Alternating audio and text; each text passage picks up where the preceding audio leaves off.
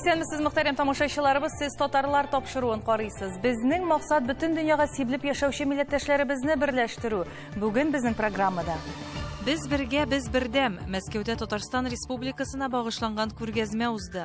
Татарстанны сагынабыз, Татарстан өчен горурланабыз.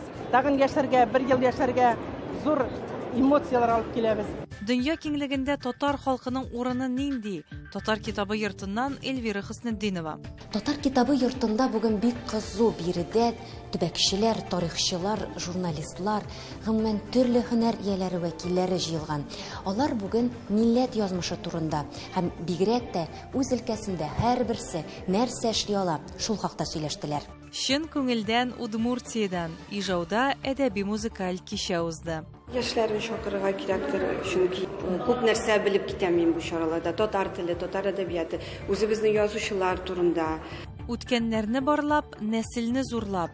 Томскида шәҗәрә бәйрәме. Үзебезгә бәйләп яшьләргә дә намуны ишетергә иде. Югала, безнең тамырлар югалып бара, телләре.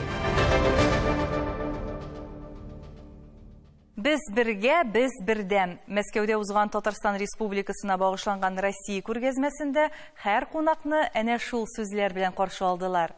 Билгеле, бу гади сүзләр генә түгел, Татарстанның милләтләр дуслыгын, кунакчыллыгын билгели торган кадерле сүзләр. Татарстан Республика рәисе катнашында узган чарада илебезнең мәртәбәле кунаклары, татар артистлары чыгыш ясады. Милли аш-су ризыклары тәкъдим ителде. Оештыручылар хәтта туй йоласын да күрсәтте. Россиянең 89 төбәген берләштергән әлеге бәйрәм мизгеленнән безнең репортаж.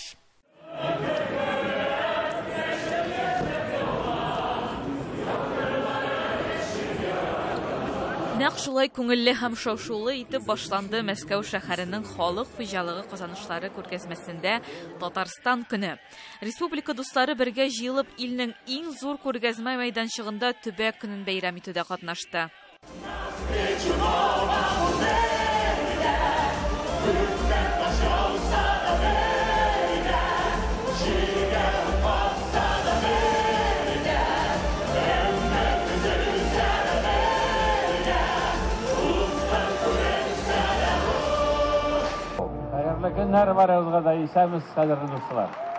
Я просто хотел бы искренне каждого из вас, кто находится вместе с нами здесь, поблагодарить то, что вы вместе с нами. И Татарстан алга только вперед. Бик зур рахмат, спасибо. Республиканың уңышлары һәм казанышлары турында тамашачылар кызыклы роликлар аша танышты. Алай гына да түгел, спорт һәм төзелеш федераль министры үз котлауларын җиткерде. Ә вице-премьер Марат Хөснуллин Татарстанда тормышка ашырыла торган проектлар турында сөйләде. Это эпохальное событие, когда Москва, Казань, Екатеринбург, Тюмень и трасса до Владивостока свяжет всю нашу огромную страну. И этот маршрут называется Россия. Поэтому это великое событие. Алда иң кызыклысы. Яшь һәм матур татарстанлылар Самат белән Сөмбелнең йөзләгән шаһидләр каршында туй мәҗлесләре узды. Аны борынгы юла буенча үткәрделәр.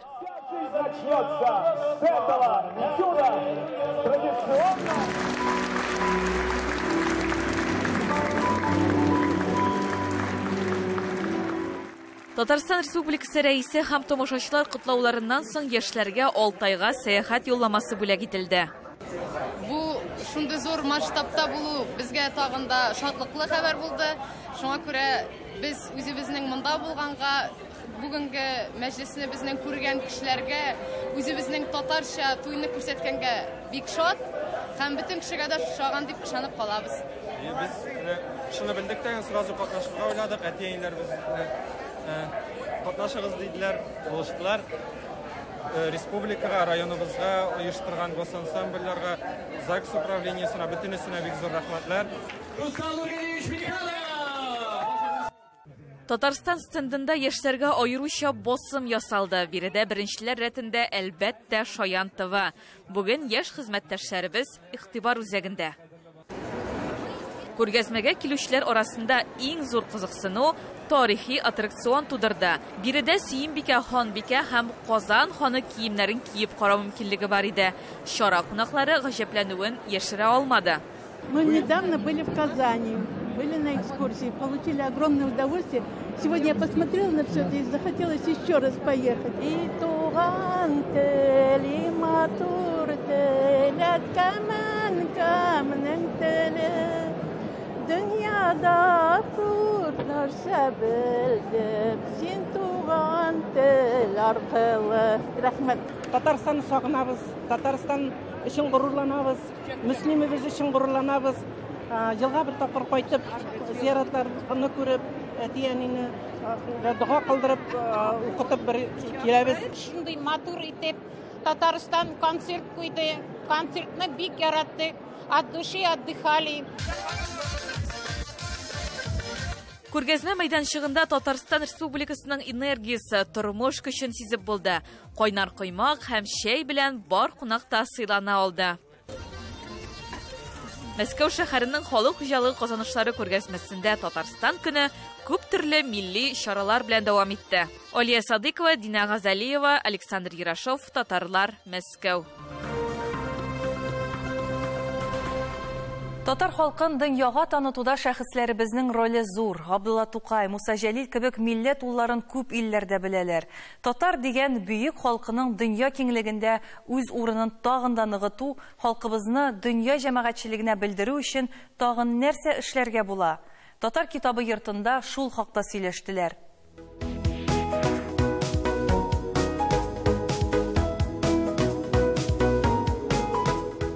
Татар китабы йортында бүген бик кызу биредә төбәкчеләр, тарихчылар, журналистлар, укытучылар, композиторлар, шагыйрьләр, гомумән төрле һөнәр ияләре җыелган. Алар бүген милләт язмышы турында һәм бигрәк тә үз өлкәсендә һәрберсе нәрсә эшли ала, шул хакта сөйләштеләр. 50 ел алда безгә милләт проблемаларын күтәрергә кирәк. Эсе милләтне күтәрмәсәк, дин генә эш бармый. Ана уйлагыз, тел бетсә милләттә бетә. Мәктәпләргә була, башка проблемалар авылларда күрәсе мәктәпләрне күп ябалар, тел юк. Ничек инде әти-әнидән рөхсәт сорыйлар. Балагызны татарча укытырга ярамый. Дөрес түгел бит ул политика. Әлбәттә, мәгариф милләтне саклап калуда бик зур роль үти. Әмма ләкин онытмыйк. Мәгариф белән беррәттән мәдәният тә милләтнең бер канаты. Алар икесе мәдәният һәм мәгърифәт бик авыр елларда, әйтик, узган гасырның 40-50 елларында татар дөньясында, бигрәк тә татардан читтә, Татарстаннан читтә, бер генә татар мәктәбе дә булмаганда, татарны кем саклап калган? Татар җыры саклап калган.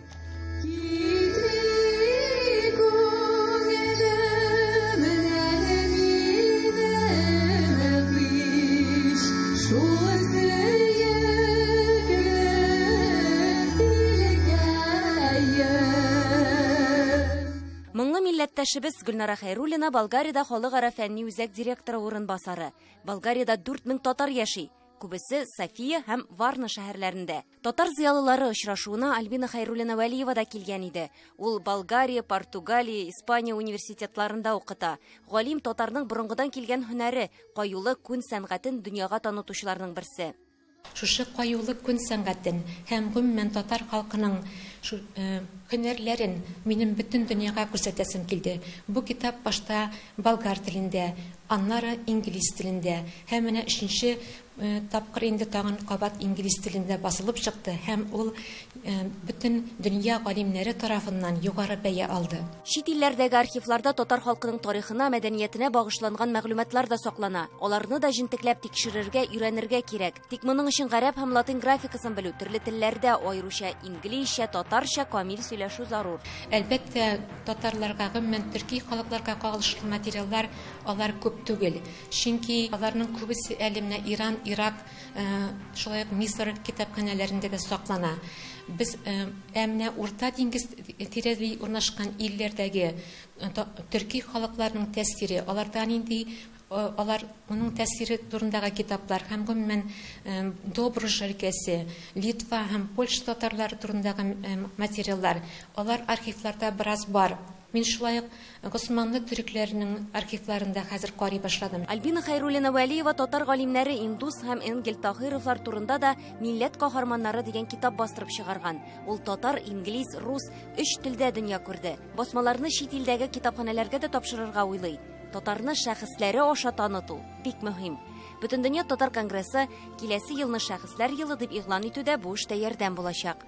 Biz менә төбәкчеләр эшләгәндә, беренче чиратта менә сәяхәткә барганда да без беренче чиратта шәхесләрнең табырга тырышабыз, яңа шәхесләрне булганын яңадан күтәрергә, икенчедән аларның гомерен өйрәнергә, иҗатын, батыр булса батырлыгын һәм безнең милләтнең рухи байлыгына һәм безнең тарихка нинди өлеш керткәннәр һәм аларны мәңгеләштерү. Шагыйрь Ринат Харис белән композитор Резида Ахьярованың Тукай турында, шагыйрь мәхәббәте, Сөембикә турында опералары бар. Хәзер алар тагын бер шәхескә багышланган әсәр иҗат итү белән мәшгуль. Тик алар гына бөтен шәхесләрне күрсәтеп бетерә алмый. Шуңа да башка иҗатчылардан да бу мәсьәләгә игътибар таләп ителә. Халык үзенең зурлыгын үзе генә күреп таный алмый.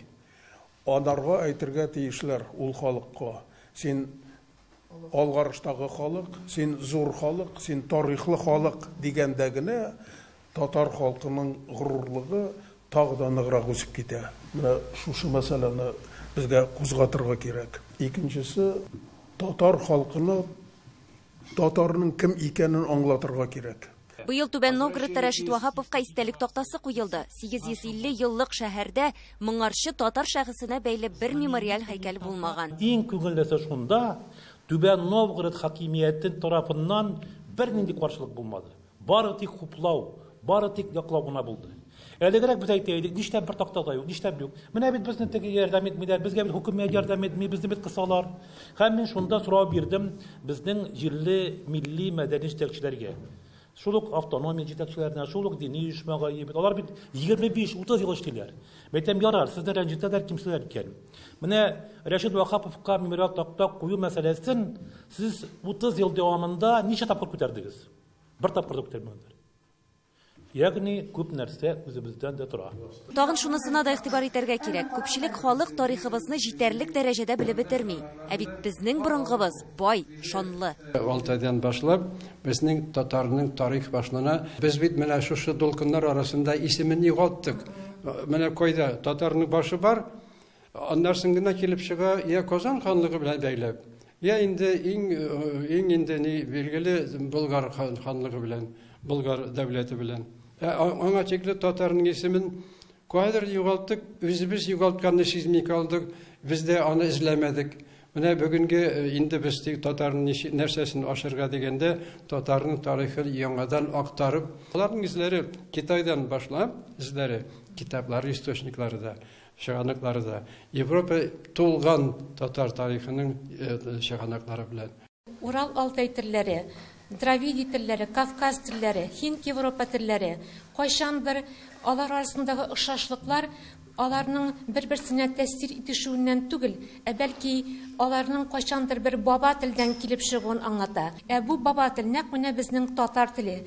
Татар теленең бик күп сүзләре. Безнең бик ифәк юллары. Хәзер безнең оныта башладык Казакъстанда һәм башка дәүләтләрдә безнең өлешне татарның керткән.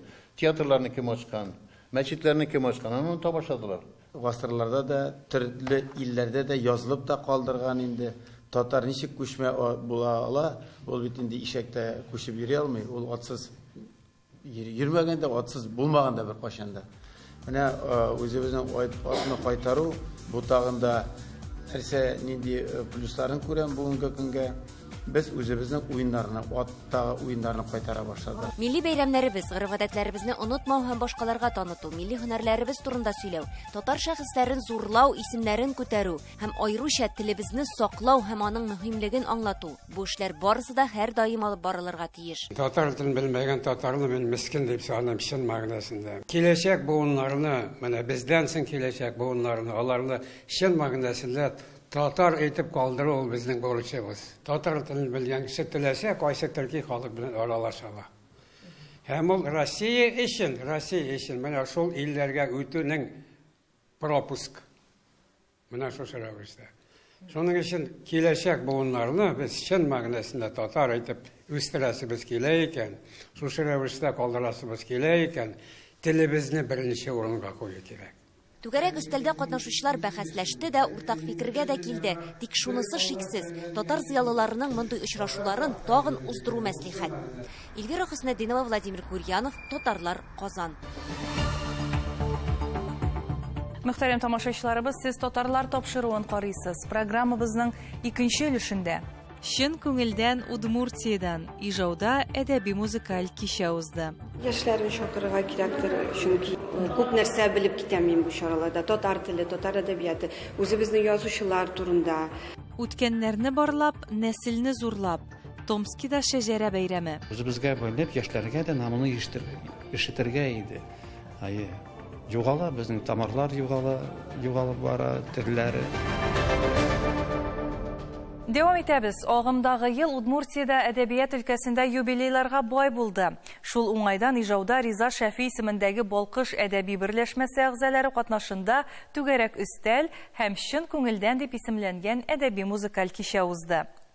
Чарада Бөтен дөнья татар конгрессының Россия регионнардагы татар масы күләм мәгълүмат чаралары белән эшләү бүлеге җитәкчесе шагыйрь Булат Ибрахим һәм Татарстан Республикасының язучылар берлеге рәисе урынбасары шагыйрь Рифат Җамал да катнашты. Тулырак киләсе видеоязмада. Әдәби музыкаль чара Ижауның халыклары дуслыгы йортында узды. Шагыйрьләр, язучылар, иҗат сөючеләр Удмуртиядән генә түгел, Татарстаннан да килгәннәр иде. Мәктәпләрдә татар телен өйрәтү мөмкинлекләре кысрыкланып барганда, китап, газета уку икенче планга күчеп, интернет идарә иткәндә, Удмуртиядә юбилейларын билгеләп үтәрлек язучылар, шагыйрьләр, аларның укучылары булу, әдәби кичәләр үткәрү горурлык. Иҗади мөхитне уңай якка үзгәртергә тырышып, яңа бирүчеләр алар. Телне саклау, тел өчен борчылып, бүгенге җәмгыятебез өчен борчылып йөрүче шәхесләрбез. Әдәбияткә багышланган чара түгәрәк өстәлдән башланып китте. Сүз язучыларның тормыштагы роле һәм бүгенге көндәге проблемалар турында барды. Иҗатка кагылышлы кайбер сорауларга тукталып үттеләр. Удмуртиядә язучыларга, шагыйрьләргә үз язмаларын бастырырга җирле Яңарыш газетасының яхшы мәйдан булып торуын билгеләп үттеләр. Язганны халыкка җиткерү өчен мәйдан кирәк бит. Әмма Яңарыш газеты шуның инде теге төп мәйданы Удмуртиядә татарлар өчен. Күзгә күчерашу бөтенләй икенче бер кына түгел, бүген менә мондагы булган кешеләрне дә барлап дигәндәй, шуңа күрә бу очрашу кирәкле һәм файдалы булды дип уйлыйм. Әлбәттә, каләм сөючеләрне иң борчыганы китап чыгаруда туган кыенлыклар. 40 елдан артык гомерен иҗатка багышлаган. Быел юбилейын билгеләп үтүчеләрнең берсе Әлфирә Низамова. Ул 5 китап авторы. Иҗат итүдән тукталырга уйламый, мөмкинлекләр генә булсын. Соңгы шигырьләрдә һаман да өтрәле нокта түгел дип яза торган гадәт бар минем. Менә өтрле шигырьләрне чыгарып калырга иде. Әмма чыгаруда әлбәттә мөмкинлекләр бик чикле. Китап нәшриятында 7 ел шигырь китабым ята, әле чыкмады. Хәзер инде мин аны менә бу көннәрдә чыгару артыннан үзем йөри башладым. Иншалла чыгар дип ышанам. Язарга иде әле. Ничә дистә булса да язуны туктатмаска иде. Чарага килүчеләр арасында яшьләр булуы да сөендерә. Элиза Мөхәммәтҗанова татар телен камил белә. Туган телдә иркен иҗат итә. Күп санлы шигырьләр авторы. Мондый очрашулар яңадан-яңа кулга каләм алырга итерә ди ул. Күп нәрсә белеп китәм мин бу чараларда. Татар теле, татар әдәбияты, үзебезнең язучылар турында. Чөнки мондый чараларда да аларны без күрсәтмәсәк, белмәсәк алар турында, тагын кайда без аларны белеп калдыр идек. Очрашу шын күңелдән дип аталган җырлардан, шигырьләрдән торган чара белән дәвам итте.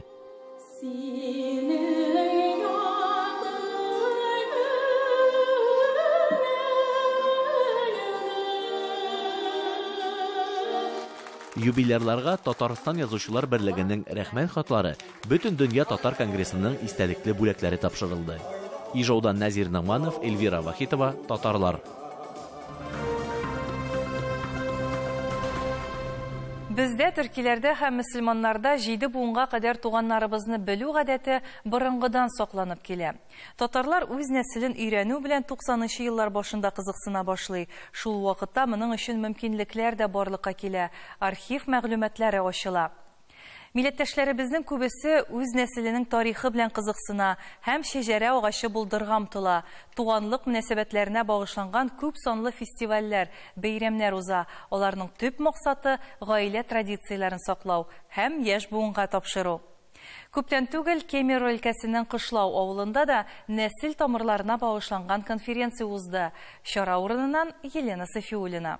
Хочу открыть наше мероприятие стихами Роберта Минулина.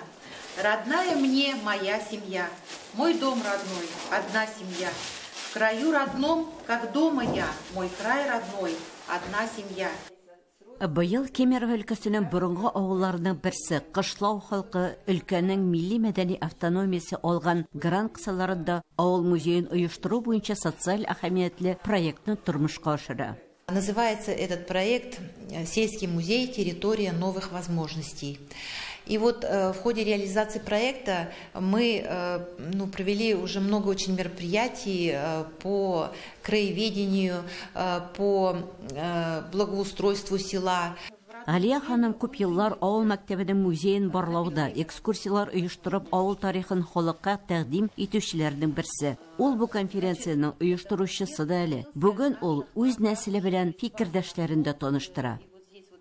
Смысл этого праздника – составление и изучение летописи своего рода. Интересные рассказы членов семьи о своей родословной, истории своего рода. Файзуллиннар, Сиразиддиновлар, Шулаяковлар, Шахмановлар, һәрберсенең үз тарихы. Звали его Хаджи. Хаджи. У него был сын Хасан, который женился на Фатиме, и у них родились 18 детей. 18 детей. Но им пришлось очень туго, потому что работали. Нашему роду Шахмановых уже более 200 лет.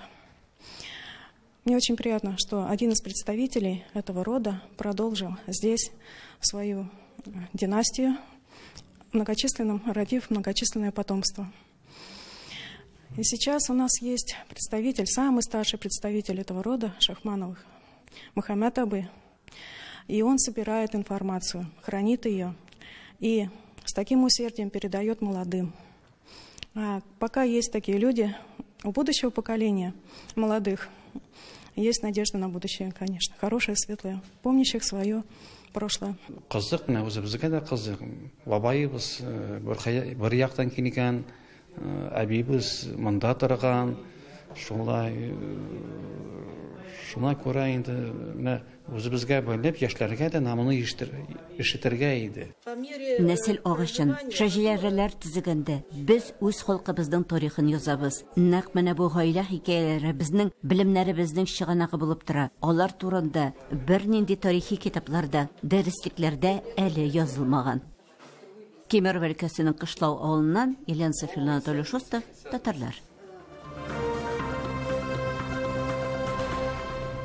Тапшыруыбызны Разил Валиев шигырь юллары белән төгәллибез. Әнкәм мине кочагына алып, бишек җыры җырлап юаткан. Бишек җыры сабый чагымда ук татар сүзен җанда уяткан. Ана телебезне кадерләп саклап яшик.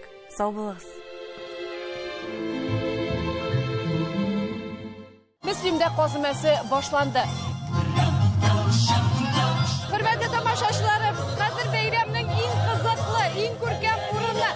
Монда ак буенда казлар җыю юласы һәм әлбәттә инде безнең милләттәшләребез җыр бию белән каршы ала һәм бәйрәм искиткеч күңелле